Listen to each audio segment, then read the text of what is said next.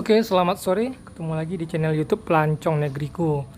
Kali ini kita review sedikit ya, terupdate perihal perkijangan Kijang Super Deluxe tahun 95. Langsung aja kita mulai dari depan. Untuk ban depan, profil bannya 195/60 ring 15. Dan untuk di bagian kolong ya, kolong depan ini jaraknya ini 3 jari longgar tapi 4 jari mepet dia. Nah, dan untuk di bagian belakang kolongnya 3 jari longgar sedikit tapi 4 jari dia nggak masuk.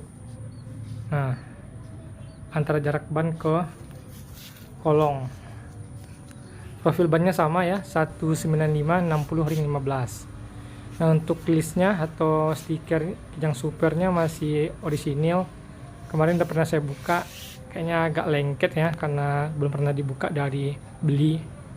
Nah, kelihatan ya, nempel banget ke catnya. Kalau kita paksain bahaya, sayang sekali.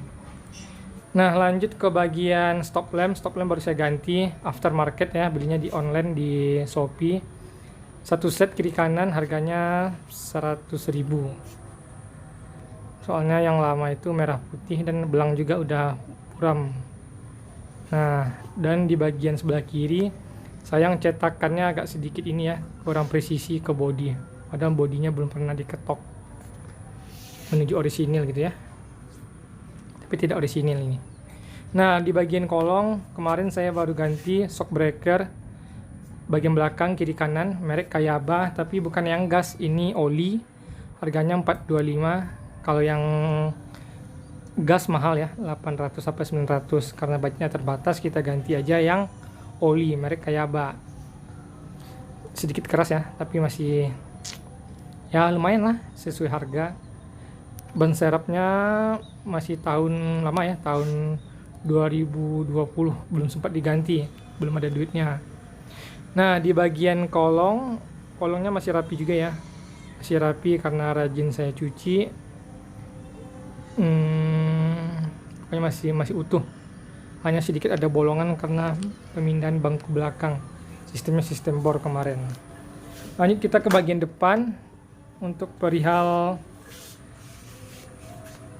kursi apa bangku ya, bangku depan masih asli ya, orisinil, nggak saya ganti. Door trimnya juga masih orisinil, bawaan Kijang Super Deluxe ya, motifnya. Terus untuk kilometernya, ntar dulu kita lihat lampunya, 291.069. Nah, lanjut di bagian bawah dashboard. Maaf, kabelnya sedikit berantakan, belum sempat kita rapikan. Nah, di bagian tengah ada konsol box tambahan. Dan di bagian tengah ini bangku belakang saya pindahin ke bangku tengah saya pindahin ke belakang, bangku belakangnya saya copot. Karena untuk tujuannya untuk ketika jalan jauh anak-anak masih bisa selonjoran, bisa tiduran. Nah, gitu, itu tujuannya.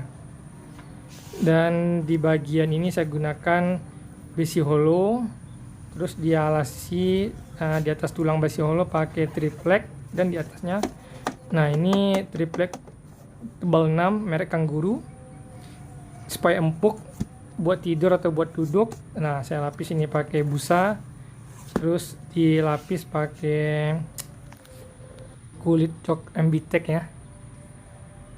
Nah, ini nih bagian belakang masih ada space ya, sekitar berapa nih ya, 25 lebih sedikit.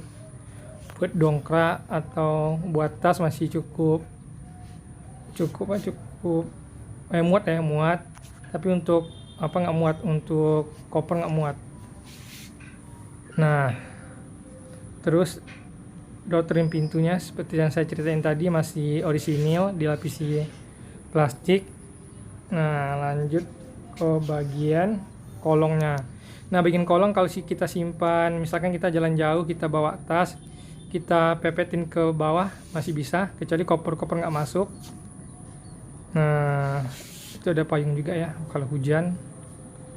Terus ini tampilan dari belakangnya. Nah, di bagian kiri sama, pokoknya dia datar, kurang lebih jarak antara lantai ke atas triplek ini sekitar 25 cm kurang lebih.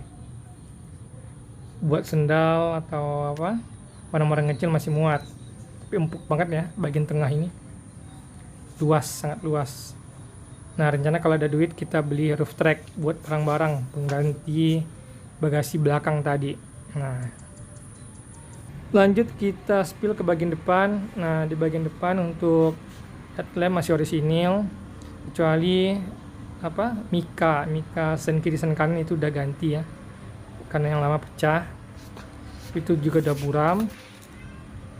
Nah, mika sen depannya juga udah diganti juga yang warna putih. Ini kondisi bagian di bawah mesin di kolong depan. Nah, kolong depan jarang saya cuci ya, takut kena apa namanya itu mesin, jadi saya nggak berani cuci dari bawah. Ini tampilan bagian depan. Intinya mobil ini setiap hari sebelum pergi saya cuci biar enak kita makainya, biar nyaman. Untuk kaca film, nah bagian depan ini 60%, baris kedua kaca ini 80%, baris ketiga 80% juga, dan di bagian belakang 80%. Itu yang 80% saya lapis 2 biar adem, biar nggak kelihatan. Kalau teman-teman nanya pasti gelap banget, beda sama yang kaca depan hanya satu lapis 60%. Lanjut kita ke bagian atapnya agak sedikit beda warnanya ya. Saya nyari warna yang pas juga susah. Ini saya pakai cat pilok, minimalisir karatan. Kemarin saya amplas tipis, terus saya cat yang karatan sedikit.